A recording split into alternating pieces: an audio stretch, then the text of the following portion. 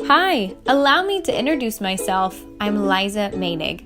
After having spent most of my life on and off the mission field, having been raised in the church, and having gone through my own abusive relationships with men and come out the other side, I've realized one important thing in life. A relationship with God is vital. The problem is that we have a lot of religion and legalism in this world, giving us a long to-do list of what we can and cannot do, especially for us ladies. My goal is to create a safe place for women to come together and have the hard, controversial conversations you might not have been able to have before. I want to provoke some critical thinking. I want to hopefully point you towards the Bible and towards a God that might not have been presented to you before. I want us to leave the religion and the legalism behind and be left with a healthy relationship with God. It's time to become who you were meant to be. It's time to become a warrior. Welcome back to episode 15 of the Warriors podcast. This is also month 2 of the release date of Warriors, which is crazy to me because I feel like the podcast was released yesterday.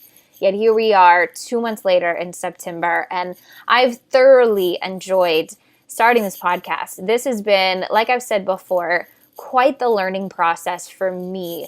I've loved this, and I'm already working on the series to finish out the year for 2020. I've already started brainstorming what is 2021 going to look like? Who am I going to interview? It's only going to get better from here. We are currently in an inner healing series, and I'm going to discuss a little bit of that today. We have one more episode in this series next week, and then we will be moving on to a different series. But inner healing, it's such a broad topic. It's a topic you can always come back to, whether you're looking at it through a faith-based or a non-faith-based lens. There is just so much out there. It's impossible, I think, to really dive into and dissect every method. Even in the faith-based world, there are so many controversial, non-conventional inner healing methods, and I always want to come back to this. I think inner healing is something that you just cannot take out of the simple gospel. If you think about the simple gospel, we have sin and brokenness in this world. That is the whole reason why God sent his son Jesus to die on the cross, to be raised from the dead, so that he could bridge the gap and rebuild a connection with us. And just like Paul talks about in Romans, we die to our old self and we are raised again in life with Christ Jesus. We step into the new man and we step into healing, freedom, restoration, wholeness. We are seeking those things naturally as humans. We are looking constantly for that freedom, for that breakthrough, that restoration. And, obviously we know as believers that that can only truly be found in Christ Jesus. Like, yes, absolutely, you can do different things and you can better yourself, but true freedom, true wholeness, and true inner healing comes from God and God alone. So I don't think you can separate inner healing from the gospel. They go hand in hand. So even though this topic is incredibly broad, you could come at it a billion different ways. I'm just going to touch on a couple of things here and there. We'll move on to a different series, and eventually we'll come back. And yeah, I want inner healing to always be a topic of conversation. So today, I want to discuss healing in community. I feel like now, especially, every year of my life, I feel like I've had really good community. Now, I've had seasons where I've been a little bit more alone than others, but 2020, this year has been the biggest challenge as far as community goes. Yes, I still have my family. Yes, I still have my friends, as do many other people, but seeing as how we've all been quarantined and we've all lost our jobs or just had to do our jobs in very different ways, seeing as how there's been a travel ban, and we just have different rules to live by that make going out and being social a lot more difficult. I just think that discussing that healing in community is super important right now. And even discussing this one topic in inner healing, just discussing community in general, this is something that we could stay on for tons of episodes. So I'm going to try and pack in a lot in a really short episode. And if you have questions, comments, you want to continue a conversation, obviously feel free to reach out to me. You can reach out on social media. You can reach out on my website, lizamainig.com. Seeing as how, especially, with COVID and all of the chaos and the division that is happening in this world, and we are seeing less justice, even though we're in a fight for more justice, we are seeing people really be divided, whether they like it or not. We are being put in positions where we're being made like we have to choose. We're being made to feel like we have to choose this or that. I just want to go back to what is biblical community. I feel like you are who you hang out with. That's how I was raised. And I truly believe that that's a true statement. I think that whoever you hang out with, those are the people that you are allowing to influence your life, whether you know it or not. So it's incredibly important that if you want to be good at something, if you want to develop a skill, if you want to have accountability, if you want to be better at something and become a certain person, you have to be incredibly intentional with who you allow yourself to be around, who you give your time to, and what you're doing in general. It takes a lot of wisdom and discernment to have healthy community. You can hang out with anybody easily, but to be surrounded by an army of people who are going to love you, who are going to challenge you, that's really hard to find. I think about different biblical reasons that God gives us for being in community, accountability being one of them. If we go back and we read in the book of Matthew, I'm going to quote different scripture throughout this episode, so bear with me. In Matthew 18, it's verses 15 through 20. This verse, I think, does a good job at just some basic why we need accountability in our lives. It says, if your brother sins against you, go and tell him his fault between you and him alone. If he listens to you, you've gained a brother. But if he does not listen, take one or two others along with you, that every charge may be established by evidence of 2 or 3 witnesses. If he refuses to listen to them, tell it to the church. And if he refuses to listen to the church, let him be to you as a Gentile and a tax collector. Truly I say to you, whatever you bind on earth shall be bound in heaven, and whatever you loose on earth shall be loosed in heaven. And I say to you, if 2 of you agree on earth about anything they ask, if it will be done for them by my Father, it will be done for them by my Father in heaven. For where 2 or 3 are gathered in my name, there I am among them. Shows how important community is because it gives us a very clear means of addressing confrontation, of addressing different issues that we have with people. First of all, you go one-on-one, but then if that doesn't work, then you need to take some other people with you. If you are not able to have people in your life that hold you accountable, that are pouring into you, giving you wisdom, counsel, advice, it's going to be really hard for you when you face opposition with others to deal with that in a healthy way.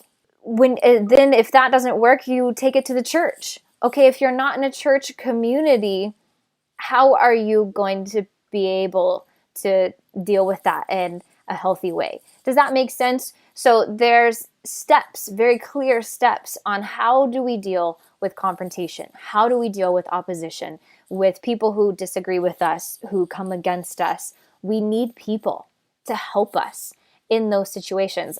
I work for an anti-human trafficking organization. It's called Treasured Vessels Foundation. It is an incredible organization, but the population that we deal with, women who have been abused, they've been alone, and they a lot of times have to learn how to deal with confrontation and work with other people, and that's just difficult. And one thing that, even though it's hard for them to learn at first, like I don't have to fight for myself anymore. Like I have a team around me, an army around me who's going to fight with me, who's going to love me.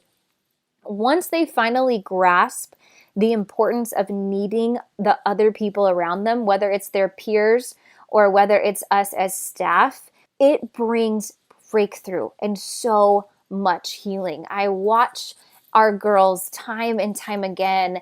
They come in, they're so used to being alone, being isolated. And in that isolation, the devil wants us isolated. He does not want us to have other people because he knows that God uses other people. So if the devil can get us alone, he can then start to play with our minds. He can then start to run the show. But when we have other people who can speak into us and give us perspective, it's helpful. So when a lot of our girls come into our program and they are that isolated, alone, just trying to survive, they really fight and will buck the system when other people try to help them, when other people try to bring correction and loving advice to them, because they're only used to being controlled, lied to, and manipulated. That's all the devil does. And a lot of those girls, it's all they experience is that if they're corrected, it's because they're being punished. If they are being told what to do or not do, it's because they're being controlled and manipulated, and the lens that they're looking through is not healthy. But when they start to learn, oh, these people are fighting for me. Oh, these people actually care. They do love me. When they start to relax into that, then they're able to take the correction, take perspective, and they respect when somebody says, no, I'm not going to let you do that. Not because I'm controlling you, but because I love you. I want you to be safe. I want you to be healthy. And they start to go, oh, okay. And then they can self-correct on their own because they have people around them who are a good buffer.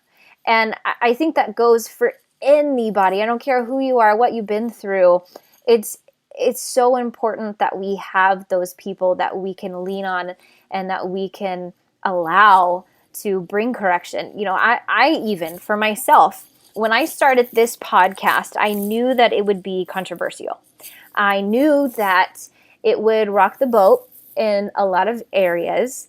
And I wanted to make sure that with the little influence that I have on a public platform, that I was doing things right and biblical. So I developed a circle of people and I text them. I reached out to all of them, or I met with them, and I just let them know, hey, if you ever see anything on my social media or hear anything in my podcast, see anything on my website that feels off, that is not biblical, that is simply just wrong, I want you to tell me.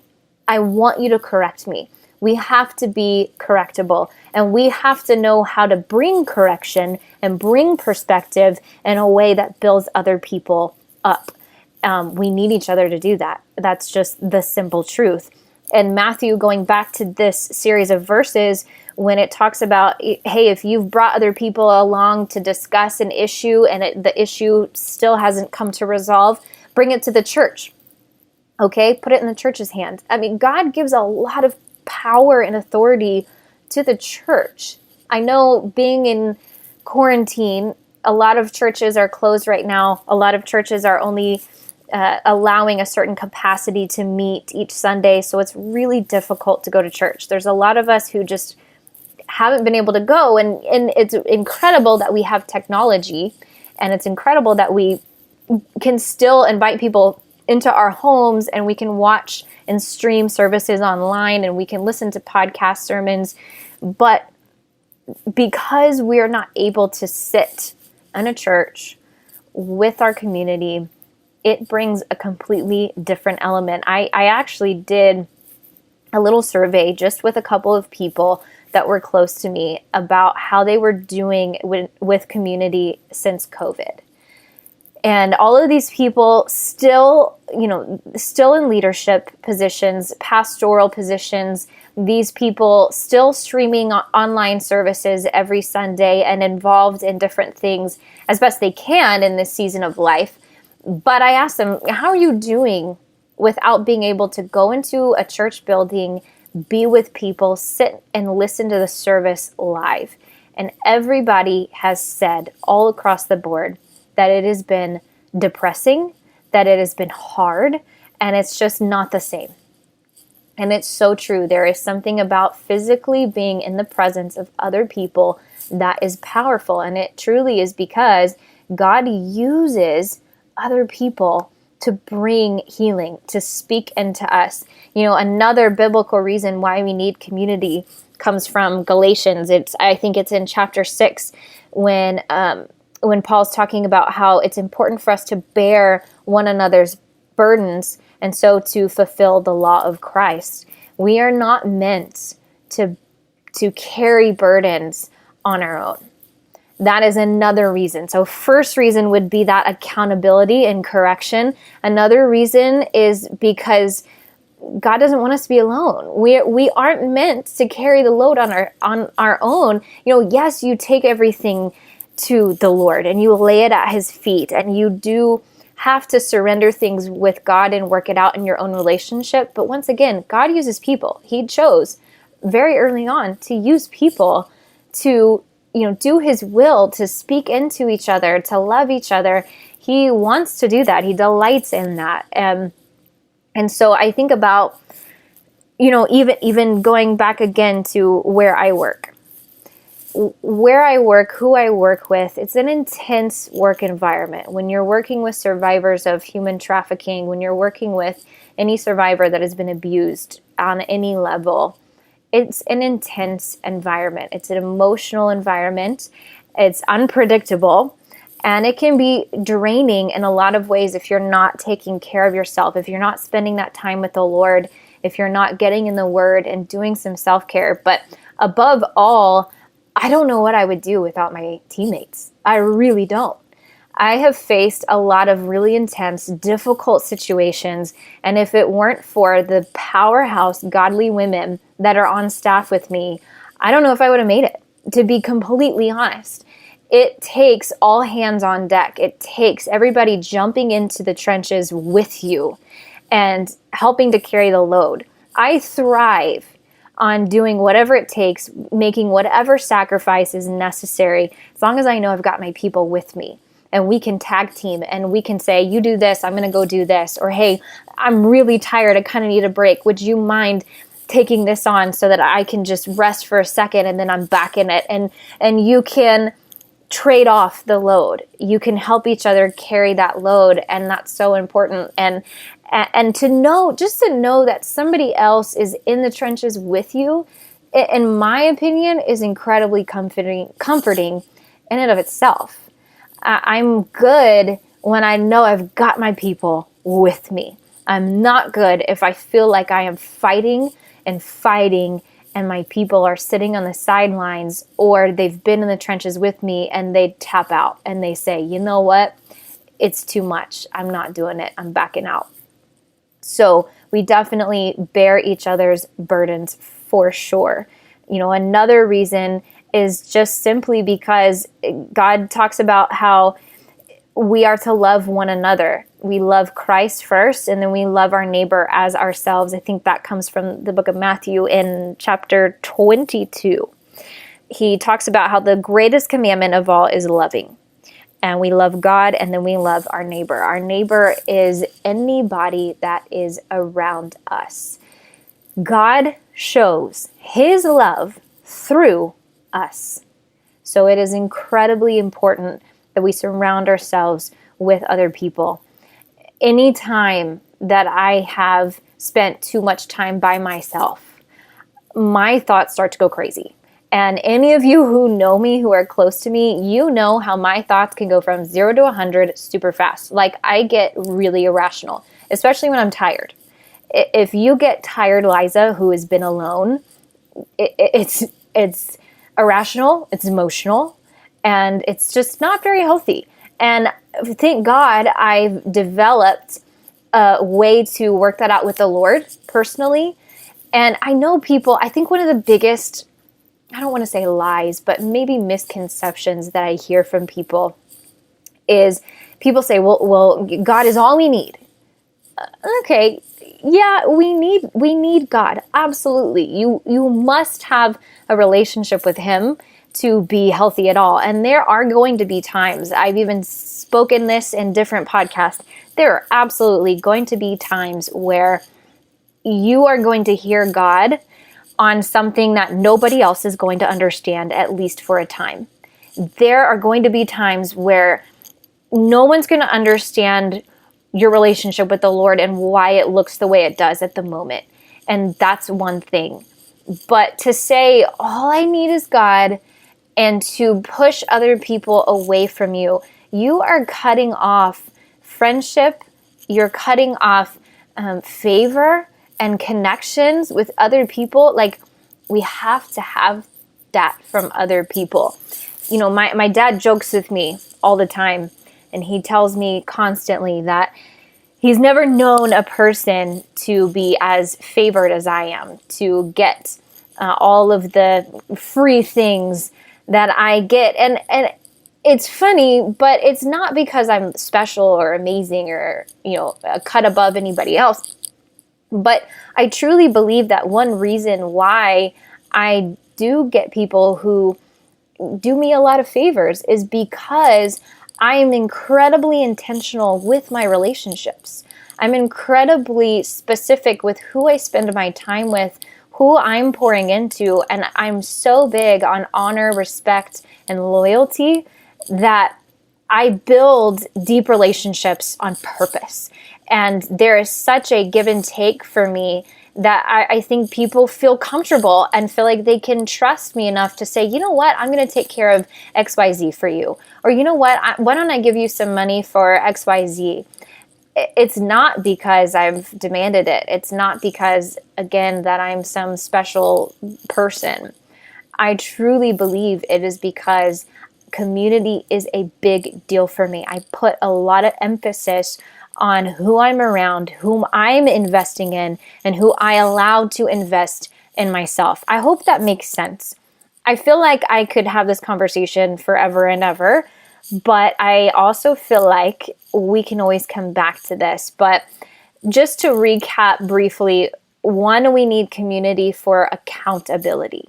2, we need community to help bear each other's burdens, to help each other when we're going through hard things. You're not going to make it, or you're just going to survive and barely make it if you are fighting your whole life with nobody else around you. And another reason is because God commands us. He doesn't even ask us. He commands us to love. And God shows his love through other people. So when we love others, we are creating not just community, but we're creating healing for others, people around us. We are creating a safe environment, connection, networking. There's so much that comes from simply loving another person, just showing up and loving that person. I'll say this one last thing, and then I'm going to wrap all of this up. Going back to my job.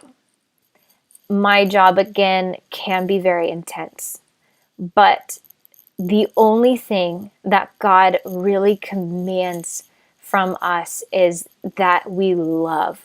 My job every day is to make sure that not only do I love God well, but that I love people well. And at the end of every day, as long as I can say, yes, I loved God today. Yes, I loved somebody else today. I've done my job. I've fulfilled my purpose in life. And sometimes my job looks like sitting with one of my girls in the hospital because that's what she needs. Sometimes my job looks like having deep conversations, hard conversations with my girls. And sometimes my job just looks like sitting down and painting a picture.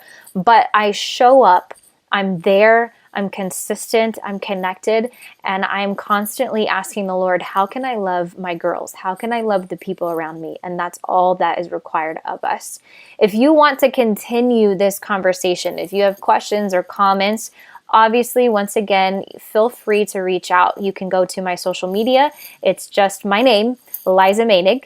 And from there, you can go to my website if you like. The link is in my bio on all social media, or you can just type in lizamanig.com to learn more about Warriors, about me, to contact me. I would love to hear from you. Thanks for tuning in.